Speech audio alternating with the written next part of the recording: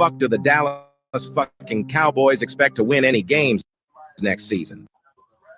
It took them stealing a player from the Niners to finally land a free agent after being the only team without any free agent signings in the whole league, now bringing their total to one new player and a whole lot of losses. The problem goes much deeper than that, as it has become their culture to never be busy this time around and bank on whatever they can draft, leading to more disappointing seasons for Dallas.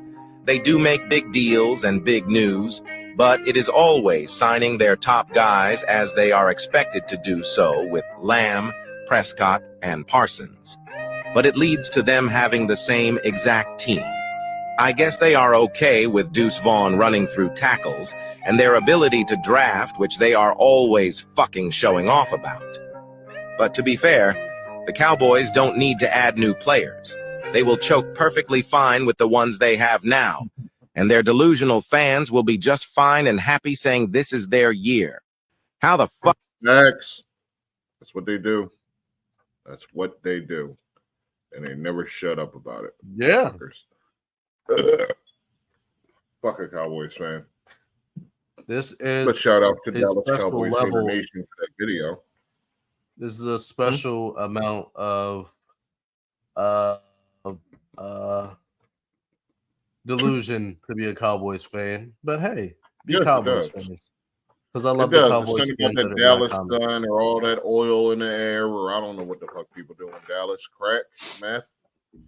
So whatever the hell they're doing in Dallas, that's what it is. It keeps them saying, yeah, this is our year. Go Cowboys, boo Eagles, and all that shit. But yet they keep coming up short every fucking year. Mm-hmm.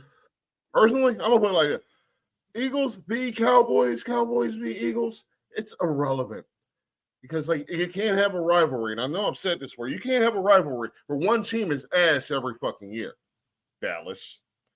Like if you're not competing hard enough, I know they won a division, but you know what I mean. Every year, you know they're going to fail. Every single season, they're going to lose the games that matter every time. So why do we go through this? There's no real rivalry because they're not a threat to anyone.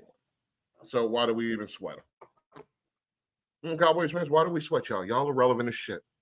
I mean, let's see, half the motherfuckers talking wasn't even alive when they last won the Super Bowl. Even more so, well, probably the same amount, weren't alive when they went to even the conference championship game. So just shut up. Just shut up. Shut up.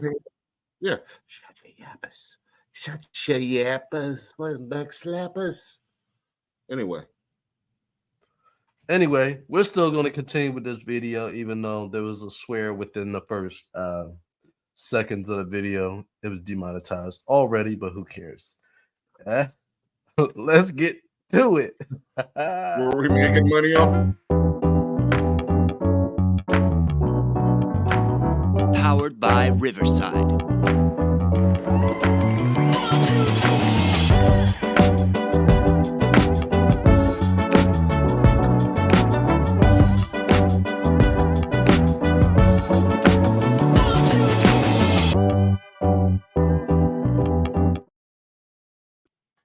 Hi, welcome to Live from the Bench. We're here again. We got a great episode for you. Hope you guys are excited and ready to listen to some mouth music. Domino, motherfucker. Yeah, but before we get into it, I want y'all to do me a favor. Hit that like button. Go ahead and subscribe if you ain't did it already. And ring and ling that little ding-a-ling over there so you can be notified when we ever get some new videos out. Without further ado, let's get into it. Today's topic is Mr. Number One overall. I mean, we're basically accepting that that's probably what's going to happen. It's kind of obvious, but then again, we could be surprised. The Eagles drafted Jalen Reagor over Justin Jefferson. So, I mean, we can be surprised. I don't know. But what I will say is we're going to discuss Caleb Williams. Boulevard. I guess we try to give Howie a pass for that dumbass pick. But yeah, what about Caleb Williams? Yeah, so he had his pro day. Personally, I think he did pretty well. I think he did pretty well. He looked comfortable. He spoke about how he spoke about how he loves his teammates, blah blah blah blah. I mean, he loves playing with the people he's playing with. I mean, the things you're supposed to say as a Mhm. potential draft pick. You don't want Right. to you don't want nobody saying that he's a bad teammate, which you haven't heard. Nobody said that he's a bad teammate. No, I mean, I haven't heard anything. Like, we hear a lot of no, rumors they about wouldn't. his They wouldn't. They ego and wouldn't do stuff. that. Huh? They wouldn't do that to their teammate. They wouldn't do that to their teammate. I mean, nobody actually ever came out and said Spencer Rattler was a bad teammate either. So, No. it's just nobody's ever going to say it out loud because it hurts everybody. Like, you're not going to fuck up their opportunity, but it doesn't need to be Yeah. said. Yeah. I mean, So if maybe he's his not a ego bad is actually, teammate, but he's pretty fucking irritating. yeah. Well, yeah. Mhm. Spencer Rattler's always been pretty irritating. No, I mean, Caleb's pretty fucking irritating. Well, his Like, I whole don't know how much situation. from him, but his camp is fucking ridiculous with their fucking Yeah. demands. And it may not even be him itself. It could just be everybody around him. Everybody on his team. It's with the whole equity thing, I want stake in the team that drafts me. Mhm. What was the other thing? Because it was giving me Russell Wilson needing the office in the building. Something about the contract, like he wanted like circumvent the draft or something with the go Yeah. straight to free agency. He didn't want to negotiate with he didn't want to hire representation that were CBA approved or in the league approved personnel because he was trying to circumvent the CBA. Now, I'm not sure if that's coming from Caleb or from his camp, but yeah, that's enough to fuck up your whole situation. So yeah, that is Right. this something that we do? Are we going to hold that over Caleb's head? Like, if you're All the Chicago, stories that have been coming out of his camp, like all of it, there's been so many that come from his side that some of them have to be going through him. Some of this stuff has to be coming out of his mouth. Like, let's go all the way Yeah. back to during the season and shit. So I do believe it's him. A lot of it's him. You could, like, the equity, staking the team, going around the fucking contracts, basically. Yeah. Like, no, that's him. That's him. That's this NIL shit. That's what is feeding these kids. I see a dude coming into the draft with a lot of hype that I'm convinced hasn't really done shit. It's not like winning a Heisman ever bodes well for future success or any shit like that. That's He didn't true. prove to be much of a winner. His stats were okay. He didn't really uplift his teammates or push his teammates' stats higher, make them look better out there. He didn't make his teammates look better, which is a quarterback's function. Like, by being good at your job, you're supposed to make your receivers look better. But like, I don't see a leader. I see a dude who lost the game and cried in his mom's lap. I see a 21, 22-year-old man who cried in his mother's lap when he lost the game. That's what I see. I see mental fragility. I see soft. I see weakness. I don't see a man who can carry a team, who can lead a locker room, who can take the mantleship of team captain and hold it high with honor and regard. I see another whiny little millennial bitch boy that can't take losing and talks too much shit when he's winning, that his ego's so damn inflated that he thinks he's the next fucking coming of Peyton Manning. But he's none of those things. He's going to get to the league. He's going to be another subpar quarterback who didn't improve because he didn't mentally have what it took to improve. He wouldn't take the steps in the film room. He wouldn't take the steps on the field, but he would be always running his mouth. That's what I'm saying out of this kid already, and I don't like it. Me, I wouldn't have drafted him. I never would have traded Fields in the first place. I'd have used that pick to snatch Marvin Harrison, who looks way more like a sure thing at number one than Caleb Williams does to me. So I say there is more than a 50% chance that Caleb Williams doesn't pan out. Justin Fields goes somewhere else and shines. That's what I'm hoping happens, because that would be the most Chicago scenario of all. That's okay, so Yeah, I agree with you. I feel like his ego is just way too much. I wouldn't want anything to do with that. It's just because of the simple fact that you got way too much drama with you being the player that you are. It's like any of those things comes out, even if it wasn't from him, wasn't said by him. It's a matter of who you have in your camp can be a distraction. These people can get you into trouble or get you in situations because you're letting them represent you. And Mhm. representation is a big thing in the league. So if this person is misrepresenting you, it looks bad on you because now you look bad. Uh, Right. yeah, you got a lot of Let's put it changes this that way. he's got to This is do. a business, okay? Him being the first pick means he's the highest, the most highly considered player or future employee. Mm-hmm. Do you want an employee walking in your building first day wanting more than people who have been there for 5 or 6 years? Right. Like demanding more, expecting more because of what he did before he got in the building, which Mm-hmm. was win at a lower level, succeed at a lower level against lower competition. Mm-hmm. But because he succeeded there, he thinks he deserves more than players who have succeeded at a higher level against higher competition. Do you want that in your building? I Any damn of sure you, do don't. you want that person in your building?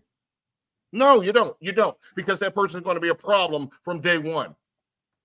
That's what he Mm-hmm. is. And if it's not him, then he's going to have to do a lot to show that it's not him making all these stupid ass demands. Yeah. That he's humble enough to take them fucking lumps that he's going to take next season. It's not like Caleb Williams and Chicago are walking into the playoffs next season. They're not going to get up past Detroit. They're not going to get past Green Bay. So this isn't even the second wild card spot team. It's lower than that. Can he do that? Can he eat the shit sandwiches and like it? Can he do No. that? That's No. what he's going to have to do. If he can't, you've wasted your first pick, and you're gone. Like if you blow this, whoever Chicago's GM is, whatever the dumb fuck is, if he blows Ryan this, Poles. Caleb Williams, he's gone, and he needs to Shout out to understand Ryan Poles. he's already fucked up by trading Fields in Mm-hmm. the first place. Yeah. You didn't get shit back for him, which doesn't make sense. You didn't get a sixth for Fields. So you already fucked up by trading a man that you drafted first round for a sixth rounder. You've already screwed up.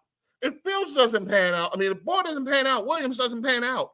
You can't. There's no way you get another general manager job in this league because you are proving you're dumb as shit. You got rid of something that was improving for an unsure thing whose ego could possibly rip your fucking locker room apart. But you got rid of a thing that you had that was improving, that was putting in the work for a sixth. For a sixth. You could have kept Fields, drafted Harrison. Now you've got a receiving room. Now you've got targets. You could have swung that back around, grabbed Bowers at some point. What did they have? Didn't they have another first? Bowers. Like, you fucked up, Poles. Okay? You fucked up. You will not be in Chicago next year. You will be lucky if you are not pilloried or fucking drawn and quartered because you screwed up. The opportunity was right in front of you, and you shat on it. You pulled your ass down, and you shat your hairy little turds on it. You screwed up. I'm glad I'm not a Chicago fan because I'd be down in front of whatever the place, Walter Payton Center, whoever, down there, not even with a sign, with a brick, waiting for that fool to come outside so I could bust his fucking head open for that dumb shit. That's dumb. That's my opinion on Chicago and Fields and Williams. Should he be number one? I don't even know on talent that he's number one. I didn't see enough. I didn't see enough to be convinced that's the number one pick. If that's the number one pick, this is not a great year for quarterbacks. Maybe you've been hearing the same thing all year. Drake May, fucking Caleb Williams, all since last season. You've been hearing those two are next. I didn't see shit out of either one of them. That tells me that they're next, that they're going to be something special at the next level. You all this hype for, like, two more average quarterbacks coming in that may or may not even be in the same position 4 or 5 years from now. I Because agree. y'all overinflating these fucking players and their stats because the competition's lower. The quarterbacks were just worse this year. But y'all want to prop them up. So go ahead. So let me You're ask you wrong this. as fuck. All of you, wrong as fuck. What? Let me ask you this. So you're the GM. Let's put you in the seat. You're the GM. You got to make your first pick.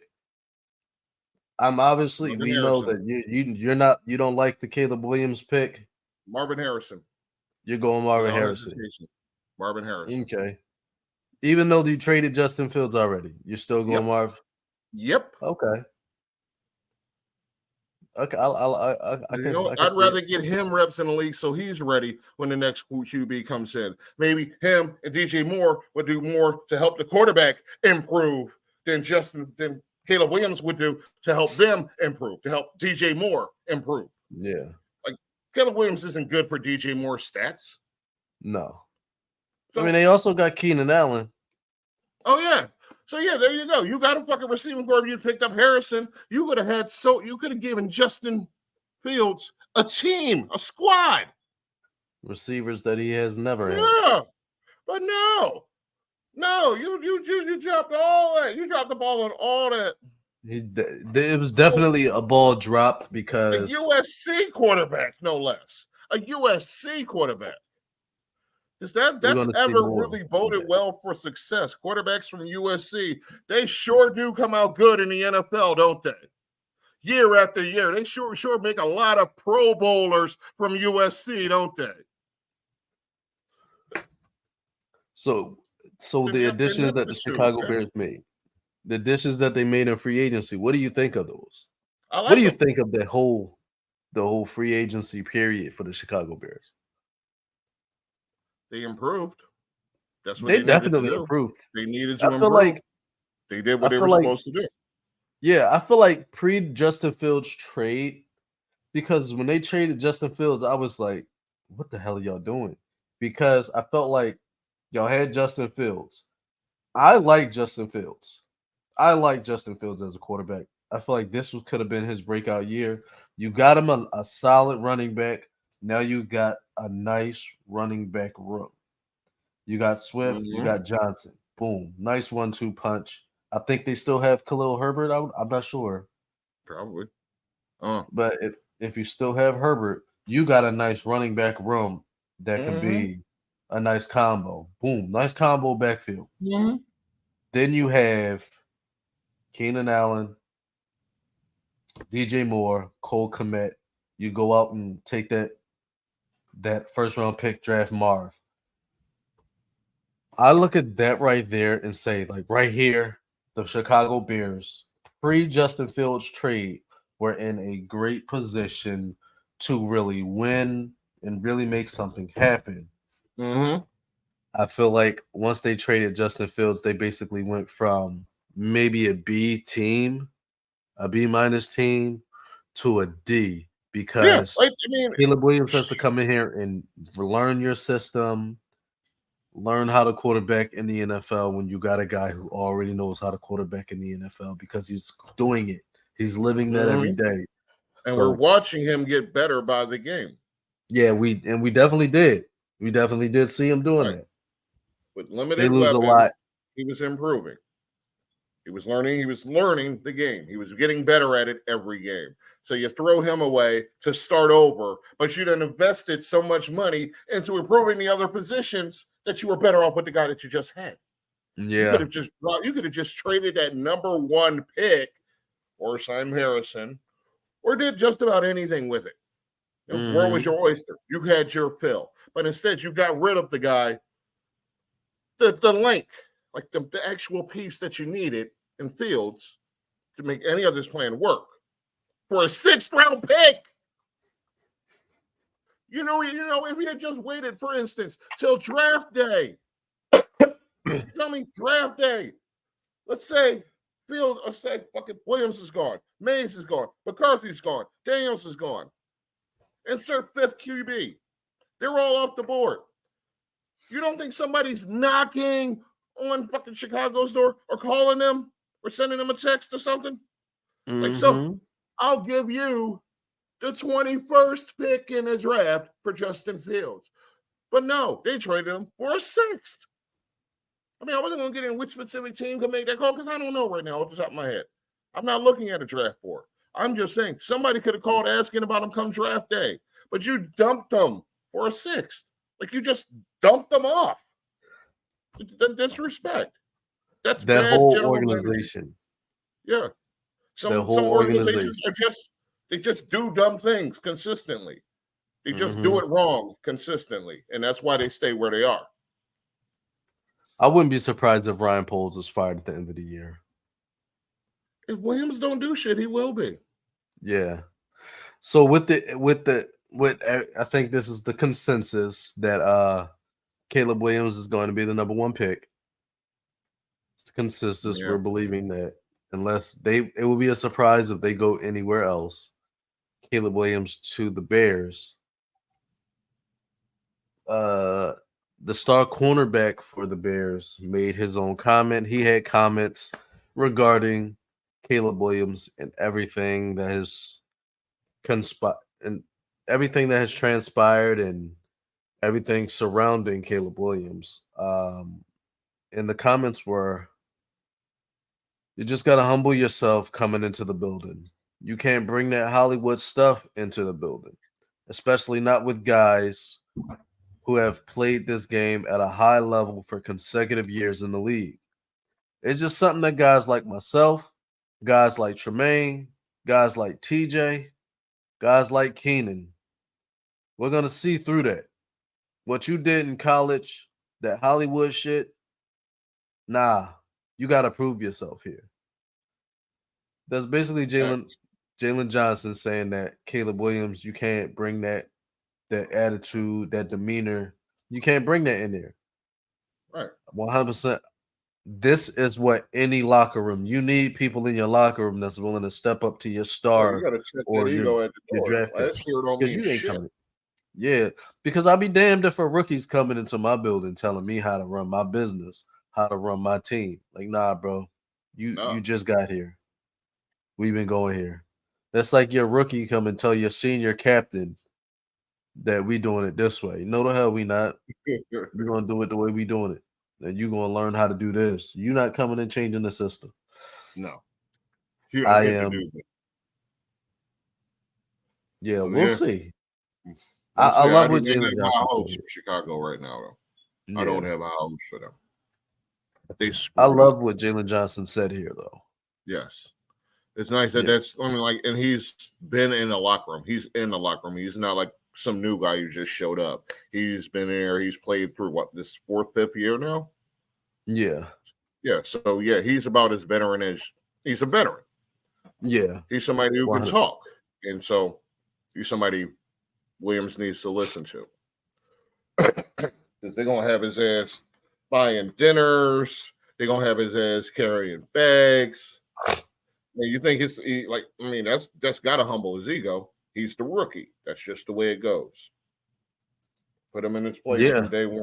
Let him know where he stands from day one. He's the quarterback, but it ain't his team yet. Yeah, and my thing is, if he's not humble, balls.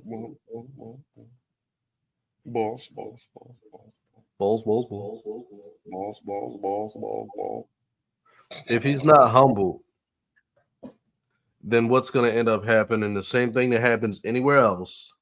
You get hit in the mouth. And that's what's going to happen. That's something that we heard is Caleb going to be able to handle that if he starts taking those metaphorical hits to the mouth. Mm-hmm. It's like he starts yapping and then he catches that hit or something hits him. And how does he handle that? How does he handle that adversity? He's going to cry in his mother's lap. Yeah. That's so is that what you need as in your quarterback? You need somebody that's going to be that. I'm not sure. Yeah. You may want to. It's a lot that because basically at this point though, I say this: Chicago's made their bed, so they have to 100% follow through and draft Caleb. They have to at this point because they made their bid. They have to do it. They have to 100% commit. They have to commit to it. They traded. Yeah, they have no choice. Yeah, they traded Justin Fields away. Now you got to go ahead and be like, all right, got to draft Caleb. And hey, they screwed up. That's all I'm saying. They screwed up, and it could set them back. Even with that offense, it could still set them back because and what's crazy to me, bar may be lower with Williams for the next 3 years than it was with Fields for potentially the next 3 years. So, and that's crazy. And what's crazy to me is I would never trade a quarterback away for a 6th pick. It can be my background quarterback. I would never trade a quarterback away for a 6th. Not if he definitely had more value than a 6th. I'm not just dumping a quarterback. Now, if he's that's my not starter, a quarterback with multiple years of starting experience.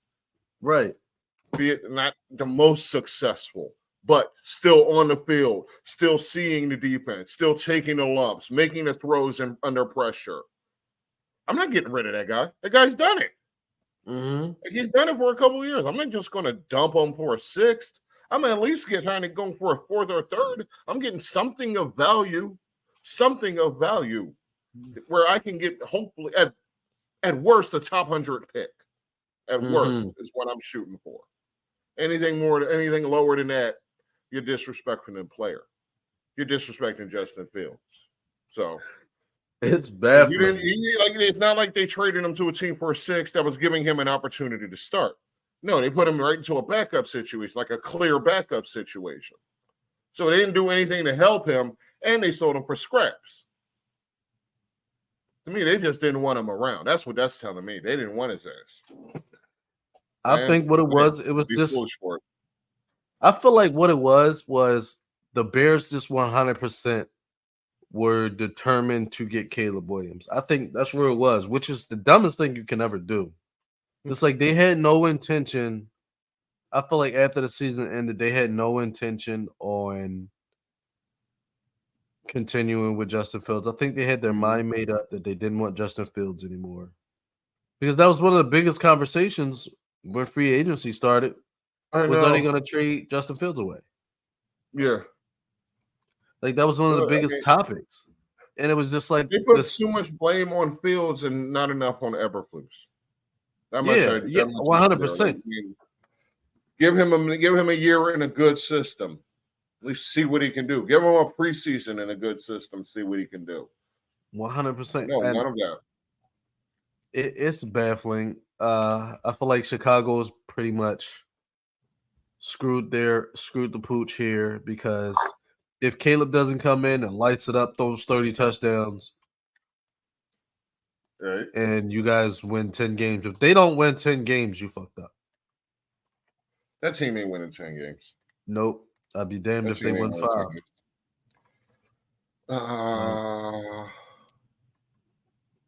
I give them 6 or 7. I'd say 6 or 7. Shout out to nicotine patches. Nicotine patches. We can't say brands. I can't even see it. That's weird. It's invisible. Oh, that's pretty dope. Yeah. But yeah, spring is here. Happy spring, guys. Happy spring. The sun's out, but it's still kind of cold. Right.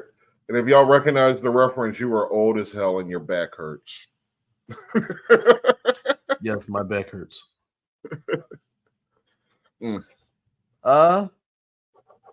Well, did you guys know that Philly fans, like any Philly sports fan, that we're mean? Did you know that we're mean? I knew that. I'm proud of it. I mean, there's a story out. Boulevard, you're probably more versed and smarter or understand this story a little bit better because I struggled reading it because I didn't understand it. Could you give some? Okay, yes, I can. Brian Snitker, the Braves manager, I guess his wife was in a crowd at a couple of Phillies games. Yeah, and she didn't have a great experience. Somehow, she didn't have a great experience. The manager, the wife of the Braves manager, who I assume showed up in Braves gear, didn't have a bad experience at CB Park. This is shocking to anyone. I mean, like this is even an article. Like, okay, this is what she said. This is what he said about the most hostile. Why Philly has the most hostile fans. It's Philly by far where we're going. That is by far the most hostile crowd. I know after the playoffs last year, my wife's like, I don't care what you guys are doing. I'm not going back there. Good. We don't want you there. It's rough there, Snitker continued to say. And they don't seem to mind either, quite honestly. It was rough on them all last year to the point where it was concerning. Good. I love the Phillies fans. I love being a Philly fan. I mean, I wear it with pride. But, I mean, somebody's steak said about the city. I've had friends go up there with road uniforms in Philly and had the usher look the other way and say, you should have known better. Stinker says, I tell her, don't wear anything with Braves on it because you're a marked person. And at home team, they don't seem to mind that it's our wives, girlfriends, and families. You know what I mean? Inappropriate stuff being said around the children and things like that, and nobody seems to care. What the hell do you expect to happen? Like, you expect fans to be like, oh, we love you, fan of the other team. You think they don't give cookies? Do you want cookies? You're not getting cookies. You're not going to get your ribs broke, get shanked, but you're not going to get no cookies. You know what? I remember You're fans. Fan is short for fanatic. Fanatics are crazy. Okay? You go in the field, you go in the stadium, you go in a crowd full of home fans wearing shit of the other team. You're lucky you're coming out with your fingers, okay? Just be lucky. That is just words. That they're not hitting her with shit. They're not bombarding her with popcorn or sodas or beer or piss. Okay? No, wear your shit with pride. But don't expect to be treated gently. It's sports. These people paid for their tickets. Okay? So they got that right to be as angry and agitated at you as they want to be. If you can't handle, don't come. Somebody else will take that ticket and rock their fucking hometown team with pride. Right. Y'all I'm willing to take it a step further because I feel like when you hear stuff like this, oh my God, Philly fans are like the worst. Have you been to Philly? Let me ask you that. If you ever been to Philly, like there are people in Philly that just don't like you walking next to them because you don't look like you belong in Philly. Just walking, period. Just don't like you existing. Like, if you've been to Philly, Philly people are mean. People in Philly are mean. It's a mean city. It's not the nicest place. This isn't Toronto. You can't even say thank you in Philly. Yeah. Like, potentially, you could catch hell for thank you. Like, what do you mean thank you? Dummy. It's not a friendly city. So definitely don't put passion into it. Don't put something that we're passionate about and expect us to be nice. It's not a friendly city. And then you decide remember Philly fans jumped a 76ers basketball player for wearing a Redskins jersey. I don't remember who it was, but it was Beasley, I think it was. He wore a Redskins jersey to a Sixers game, and they tried to beat this man up. He was a Sixers player. He played for the Sixers. He was a Sixers player who came to an Eagles game wearing a Redskins jersey. Don't know why he decided to do something as stupid as that, but this is what happens. You may have had an experience where you went to another team, another road game to another team. You can't be weak-minded in Philly. You can't be. You can't you can't break because somebody said something mean to you and survive in Philly. You can't. You don't last long that way. If the usher said you should have known better, guess what? I can promise you this about the usher. The usher's probably a Philly sports fan too. They live there. They work there. I mean, they probably live there. Don't be stupid. Philly is I was sure as hell rooting for no. the O's when I worked at Oriole Park. It's like the Yeah. dumbest thing you can ever do. Don't ever do that. Be smart. If you get your ass kicked, that's on you. Nobody I is went going to to a be Red sitting Sox there. game. I wasn't wearing no jersey.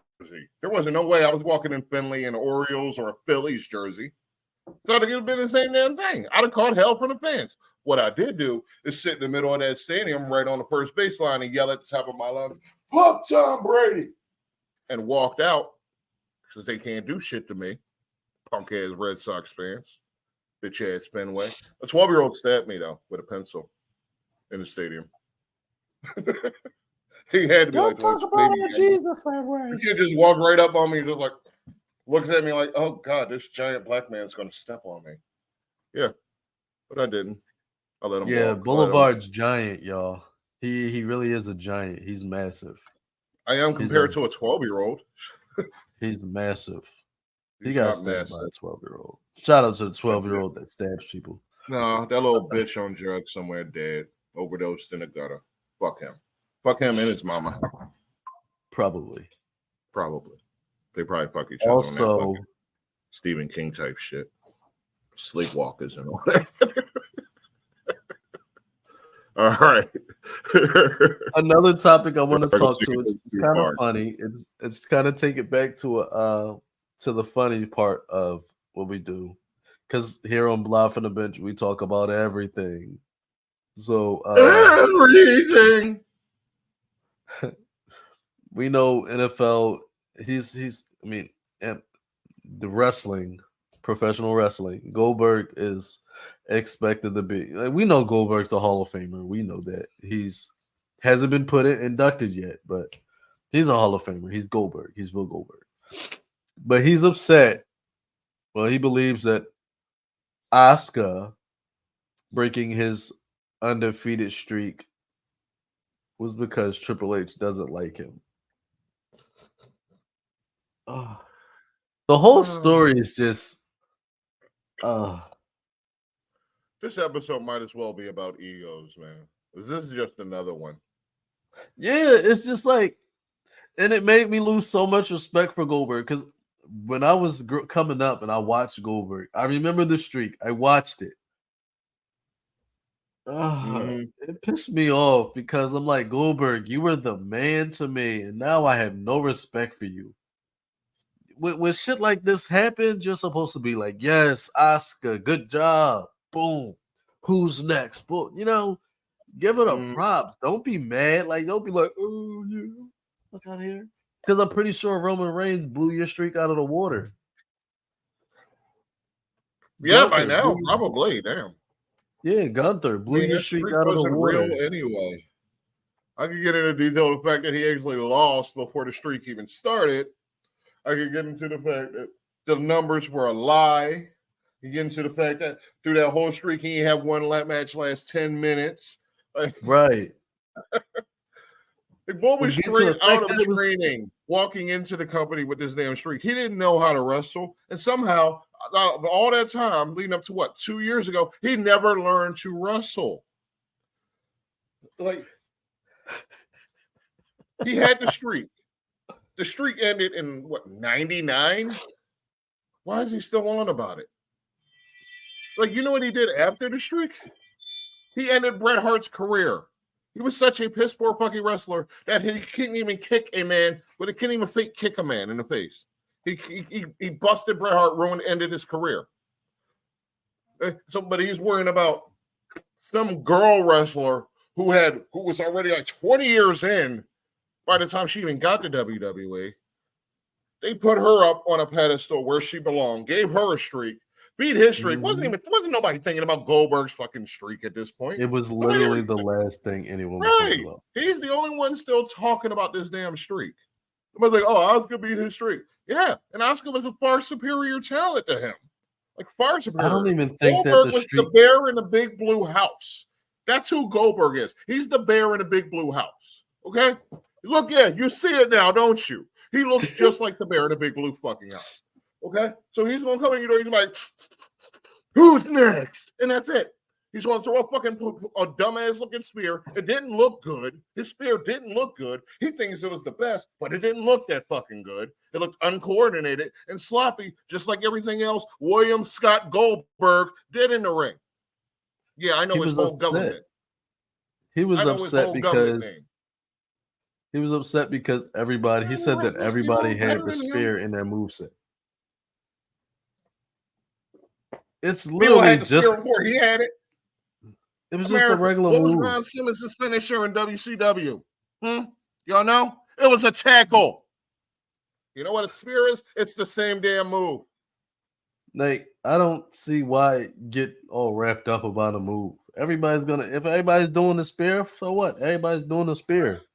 So what? Do something different, Bill. I lost so much respect for Goldberg after that. And here's the kicker. That wasn't even his finisher. He's complaining about just a basic move that was in his moveset. His finisher was the jackhammer. He's complaining about a move that he did that people did before him and did after him. That's like Shawn Michaels complaining that people used the super kick. That shit existed long before he did, and it exists long after he did. Just like that fucking spear, which ain't shit but a weak-ass attempt at a tackle. You ain't the first, buddy. Jesus, the egos of these people. Like, you really think you did something because you had a fake streak in wrestling. That, like, you ain't do shit. Like, what did you do? Does that help anyone? Did it help anyone but you? Did that benefit anyone at all but you? You didn't do shit. So come off your fucking hop horse, calm your fucking ego, massage your fucking nipples, settle the fuck down. Because you didn't do nothing special. Calm down, Goldberg. Calm down, Billy Boy. Okay? She's better than you are at what she does. She's better than you ever were. You ain't even ready for her. So don't do this shit anymore, Goldberg. Go home, shut the fuck up, live vicariously through your kid, get him to the league, and then maybe people will give a fuck about your opinion again. Till then, shut the fuck up. Okay? Because there's people out there that already want to kick your ass. So just stop. Riddle wants to fuck you up. Bret Hart wants to fuck you up. Just let it go. You run your mouth too much. And you clearly don't back it up because you ain't like all this mouth you running. People gonna come for receipts sooner or later and you gonna get your ass beat. So shut up, old man. Just relax. Sit on your couch. Sit on your couch in your big blue house. Go away. My man called him the Big Blue Bear. Jesus. Well, ladies and gentlemen, that's all we have for today. But please look forward to it because we're looking forward. We're going to do a live stream for the NFL draft. It's gonna be fun. We're gonna be bringing guests on to talk throughout the draft. We're gonna talk about picks. We're gonna just be doing a lot of things. So I'm excited for it. I'm sure Boulevard's excited for it. I hope all the people that are watching get excited for it. I think you all should come and join us. Ain't nobody else doing it. So you might as well come watch with us. Absolutely. I mean, if you're gonna be watching the draft, why not get some input and look at us while we talk about it and while you watch. You ain't got to watch by yourself. Yeah, that's basically what it is. Be in the room with you. Just watch us. We'll all hang out together, talk our shit, smoke our trees, drink our liquor, and watch our football.